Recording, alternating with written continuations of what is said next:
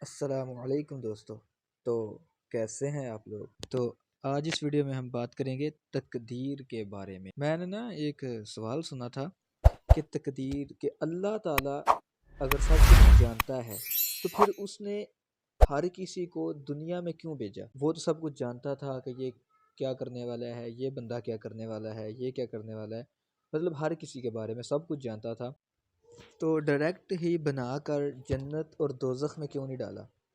جو اچھا کام کرنے والا تھا اسے جنت میں ڈالتا اور جو برا کام کرنے والا تھا جو اسے جہنم میں ڈالتا۔ تو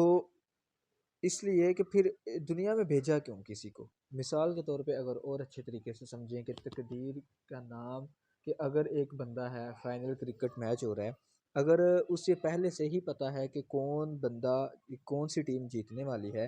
تو پھر وہ پورا فائنل کیوں دیکھے؟ پہلے ہی ان کو انعام دے دے۔ تو بھائی دنیا میں اس لیے بھیجا انسانوں کو کہ ٹھیک ہے، اگر مثال کے طور پہ ایک بندہ استاد ہے، وہ اس کو تو پتہ ہے، ہر استاد کو پتہ ہے کہ کون سا طالب علم پڑھنے والا ہے اور کون سا نہیں پڑھنے والا، تو وہ ٹیسٹ کیوں لے؟ جو ویسے ہی پڑھنے والا ہے اسے پاس کر دے، پیپر کیوں لے رہا ہے؟ وہ اسے پتہ نہیں کہ یہ بچہ اچھا پڑھ رہا ہے، وہ اسے پاس کرے، اگلی جو کلاس ہے اس میں داخلہ دے دے۔ اگر وہ اس طرح کرے گا تو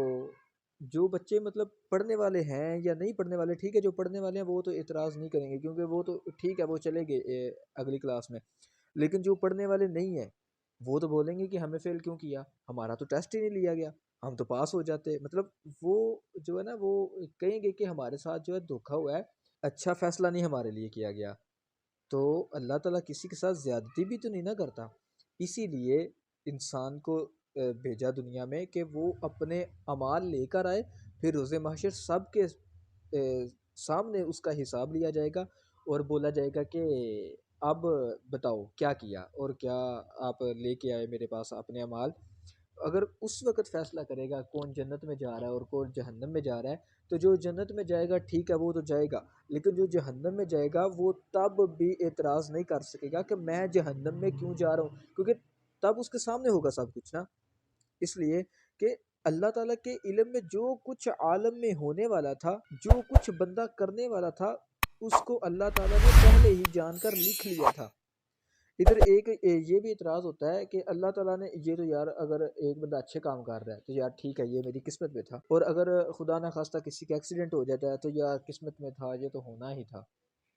یا کوئی بندہ گناہ کرتا ہے، اب گناہ کرنا بھی قسمت میں لکھا تو ہوا ہے، یہ تقدیر میں لکھا ہوا ہے، لیکن یہ جو لکھا ہوا ہے نا، اس نے مجبور نہیں کیا بندے کو کہ یہ وہی کرے کیونکہ لکھ دیا گیا ہے، نہیں، ایسا نہیں ہے، کیونکہ اللہ تعالیٰ سب کچھ پہلے جانتا تھا کہ یہ بندہ دنیا میں جا کر کیا کرنے والا ہے، تو پھر اپنی اس جو جانتا تھا وہ اسی کے ذریعے پھر اس نے لکھ دیا کہ یہ بندہ یہ کرنے والا ہے، تو اس نے وہی لکھ دیا۔ کسی کی قسمت میں بلائی اس نے لکھی ہے اور کسی کی قسمت میں برائی لکھی ہے، یہ جو لکھا ہے اس نے بندے کو مجبور نہیں کیا کہ اب یہ لکھا ہوا ہے یہ کرنا ہی کرنا ہے، جو لکھا ہے وہی کریں گے، بلکہ جو بندہ کرنے والا تھا وہ ہی لکھا گیا ہے۔ پتہ نہیں میں آپ کو صحیح سمجھا پایا ہوں کہ نہیں، لیکن تقدیر کے مسئلے میں علماء یہی کہتے ہیں کہ غور و بحث جو ہے نا یہ منع ہے، بس اتنا ہی سمجھ لینا چاہیے کہ آدمی پتھر کی طرح بالکل مجبور نہیں ہے کہ اس کا ارادہ کچھ ہو ہی نہیں، بلکہ اللہ تعالیٰ نے آدمی کو ایک طرح کا اختیار دیا ہے کہ ایک کام چاہے کرے چاہے نہ کرے، اسی اختیار کی بنا پر نیکی بدی کی نسبت دینا یہ بندے کی ہی طرف ہے، اپنے آپ کو بالکل مجبور یا بالکل مختار سمجھنا یا یہ دونوں گمراہی۔ تو کیونکہ بندہ اکثر اللہ تعالیٰ کا فرمان ہے نا کہ یہ قرآن پاک جو ہے نا یہ ہدایت ہے، اور اس کے باوجود کچھ بندے اس کو جو پڑھ کے گمراہ ہو جائیں گے اور کچھ بندے اسی کو پڑھ کر جو ہے نا یہ ان کا ایمان اور زیادہ پختہ ہوگا۔ اب ایک سوال آتا ہے کہ برے کام کی نسبت کس کی طرف کی جائے؟ اگر برا کام ہوا تو اس کی نسبت کس کی طرف کرنی چاہیے؟ اگر کوئی برا کام صادر ہو جائے آپ سے، یہ نہیں کہنا چاہیے، یہ بے ادبی ہے یہ کہ خدا نے چاہا تو ہوا، اللہ تعالیٰ چاہتا تھا تو یہ میں نے برا کام کیا نا، تقدیر میں تھا، کہ بالکل حکم یہ ہے کہ اچھے کام کو کہے کہ خدا کی طرف سے ہوا، اگر کوئی نیکی کرتا ہے تو وہ اس کی نسبت اللہ تعالیٰ کی طرف کرے کہ اللہ تعالیٰ نے چاہا ہے تو میں نے کیا اچھا کام، اور برے کام کو اپنے نفس کی شرارت شامت جانے کہ مطلب شیطان نے ورگلایا، یا اس کے بعد وہ توبہ کرے، نفس ہے، شیطان ہے، اکثر بندے تو رمضان میں بھی گناہ کرتے ہیں ہم جیسے، کہ رمضان میں تو شیطان جو ہے نا یہ باندھا ہوا ہوتا ہے، لیکن یہ سب سے بڑا شیطان تو کہتے ہیں کہ انسان کے اندر ہی ہے۔ تقریباً ہر مسلمان ہی جانتا ہے کہ اللہ تعالیٰ جو ہے نا یہ جسم و جسمانیت سے پاک ہے۔ قرآن پاک میں بھی آیا کہ آیت الکرسی کا اگر ترجمہ پڑھے نا کہ اس کی جو کرسی ہے کہ وہ سارے جہانوں کو گھیرے ہوئے ہے۔ اب جو ادھر کرسی لفظ استعمال کیا گیا ہے، اب علماء اس کے دو معنی دیتے ہیں۔ ایک تو کرسی خود کرسی ہی ہے، نفس خود کرسی ہے، مطلب جو کرسی وغیرہ ہوتی ہے۔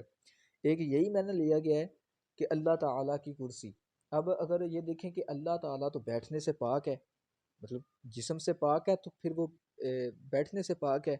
جسم و جسمانیت سے پاک ہے وہ، تو دوسرا معنی لیتے ہیں کہ اللہ تعالیٰ کی کرسی سے مراد اس کا علم ہے۔ جن کا ظاہر جسمیت پر دلالت کرتا ہے نا، ان کے ظاہری معنی لینا گمراہی بد مذہبی ہے۔ مثال کے طور پر اگر بندہ یہ کہتا ہے کہ ید، مطلب عربی میں ید کہتے ہیں ہاتھ کو، اور وجہ چہرے کو کہتے ہیں، رجل ٹانگ کو، ضحک ہنسنا، مطلب اس طرح کے کوئی بھی الفاظ اللہ تعالیٰ کی ذات کی طرف منتقل کرنا کہ اللہ تعالیٰ کا ہاتھ، اور یہ جو بھی بعض جگہوں میں اللہ تعالیٰ نے خود فرمایا ہے کہ اگر انسان میرا ہو جائے، مطلب وہ میرا ولی ہو جائے، میرا دوست ہو جائے، اچھے کام کرے، لوگوں کو برے کاموں سے روکے، خود بھی رکے اور اچھے کام کرے، تو میں اس کے ہاتھ بن جاتا ہوں۔ وہ اگر کسی چیز کو پکڑتا ہے تو میں اس کے ہاتھ بن جاتا ہوں، میں اس کے کان بن جاتا ہوں۔ تو اس سے مراد وہ مطلب اس کو اتنی طاقت عطا فرماتا ہے کہ جیسے کہ کئی صحابہ، کئی واقعات ہیں کہ جنگ ہو رہی تھی، اور غالباً شاید حضرت ابو بکر وہ تھے اور ممبر پر تشریف فرما تھے، جمعہ کا خطبہ دے رہے تھے، کہ اچانک انہوں نے آواز دی کسی صحابی کو کہ آپ پہاڑی کے پیچھے دیکھیں۔ اب ادھر دو نقطے بیان کرتے ہیں علماء۔ ایک تو انہوں نے دیکھا، ولی اللہ تھے، صحابہ تھے، صحابہ کی تو کیا ہی شان، ہم ان کی خاک کے برابر بھی نہیں ہے، کہ انہوں نے ایک تو دیکھ لیا اتنی دور سے کہ صحابہ جنگ کر رہے تھے، جہاد ہو رہا تھا، کہ تو انہوں نے بولا کہ ان کا نام لے کے کہ پہاڑی کے پیچھے دیکھو، کفار حملہ کرنے والے ہیں، ایک۔ اور دوسرا پھر یہ نقطہ بیان کیا کہ ان کی اللہ تعالیٰ مطلب زبان بن گیا، ان کے الفاظ بن گیا، پھر وہ آواز ان صحابہ تک پہنچی، ان کو وہ آواز سنائی دی، اور پھر انہوں نے اس طرف سے جا کر دیکھا۔ اسی طرح اللہ تعالیٰ نے خود فرمایا، لیکن اس سے مراد یہی ہے کہ اللہ تعالیٰ اس کو اتنی طاقت عطا فرما دیتا ہے، اگر وہ کسی چیز کو پکڑتا ہے تو وہ میں اس کے ہاتھ بن جاتا ہوں، وہ چلتا ہے تو میں اس کے پاؤں بن جاتا ہوں۔ اس طرح جو ہے نا یہ اس کی قدرت و طاقت ہی مراد ہے۔ اسی اعتراض میں سے یہ جو میں نے ابھی بات کی کہ وہ صحابہ تھے، انہوں نے دیکھ لیا، اور اسی اعتراض میں سے ایک اعتراض کچھ کرتے ہیں ہمارے مسلمان کہ غیب کا علم، بھائی ان کو غیب کا علم تھا تو انہوں نے اتنی دور سے دیکھ لیا نا، تو معاذ اللہ یہ کہتے ہیں کہ نبی کو غیب کا علم نہیں ہے، وہ تو صحابہ تھے، نبی کے غلاموں کا یہ عالم ہے کہ وہ اتنی دور سے جان لیں، بھانپ لیں کہ کیا ہونے والا ہے، اور نبی جو خود سردار ہے اس کا عالم کیا ہوگا۔ میں پڑھ رہا تھا کہ دلیل دیتے ہیں کہ نبی پاک نے خود فرمایا، ایک یہ دلیل صحیح ہے، حدیث صحیح ہے کہ نبی پاک نے خود فرمایا ہے کہ ایک وقت ایسا آئے گا، مطلب جو روز محشر، یہ اس کی تفسیر میں ہے کہ روز محشر والا دن ہے کہ جب مسلمانوں کو یا کسی کو بھی وہ لے کے جا رہے ہوں گے جہنم میں، فرشتے لے کے جا رہے ہوں گے، تو نبی پاک ان کو روکیں گے کہ اے جبرائیل، یہ اس کو کدھر لے کے جا رہے ہو، ابھی رکو۔ تو فرشتے بولیں گے کہ نہیں، آپ نہیں جانتے اللہ تعالیٰ کہ آپ کے جانے کے بعد، آپ کے دنیا سے رخصت کرنے کے بعد انہوں نے دنیا میں کیا کیا کیا۔ ادھر سے وہ دلیل پکڑتے ہیں کہ آپ نہیں جانتے، یہ نبی پاک نے خود فرمایا ہے۔ تو بھائی ادھر سے علماء نقطہ نکالتے ہیں کہ بھائی دیکھو، ابھی روز محشر برپا ہونا ہے، ابھی قیامت آنی ہے، روز محشر ابھی لگے گا، تو کتنے سو سال پہلے ہی نبی پاک یہ فرما رہے ہیں، دنیا میں یہ فرما رہے ہیں کہ فرشتے یہ بولیں گے۔ اب عقل میں پردے ہیں بھائی کہ نبی پاک پہلے سے ہی بتا رہے ہیں کہ فرشتے یہ بولیں گے اس وقت، اور یہ کہہ رہے ہیں کہ نہیں، نبی کو پتہ ہی نہیں ہے، نبی نے خود بولا ہے کہ فرشتے بولیں گے کہ آپ نہیں جانتے کہ انہوں نے دنیا میں کیا کیا کیا ہے آپ کے پیچھے۔ تو بھائی یار وہ اتنی دیر پہلے ہی بتا رہے ہیں، تو پھر یہ غیب کا علم نہیں تو اور کیا ہے؟ وہ خود ہی بتا رہے ہیں، پہلے ہی بتا رہے ہیں کہ فرشتے اس ٹائم یہ بولیں گے کہ آپ نہیں جانتے، تو یہ غیب کا علم نہیں تو بھائی کیا ہے؟ تو امید کرتا ہوں کہ آپ کو کچھ نہ کچھ جاننے کو ملا ہوگا اس ویڈیو سے۔ اللہ تعالی ہمیں عقل سلیم عطا فرمائے اور ایمان پر استقامت عطا فرمائے۔ تو شیئر سبسکرائب لازمی کرنا یار، آپ کا چھوٹا سا کلک ہے اور میں موٹیویٹ ہوتا رہوں گا کہ چلو آپ کو بھی کچھ نہ کچھ ثواب ملے گا، اور مجھے بھی اللہ تعالیٰ توفیق عطا فرمائے کہ میں تھوڑی اچھی کوشش کرتا ہوں اس طرح کی ویڈیو بنانے میں۔ اوکے، اللہ حافظ، ملتے ہیں انشاءاللہ ایک نیکسٹ ویڈیو میں، اپنا خیال رکھیے گا۔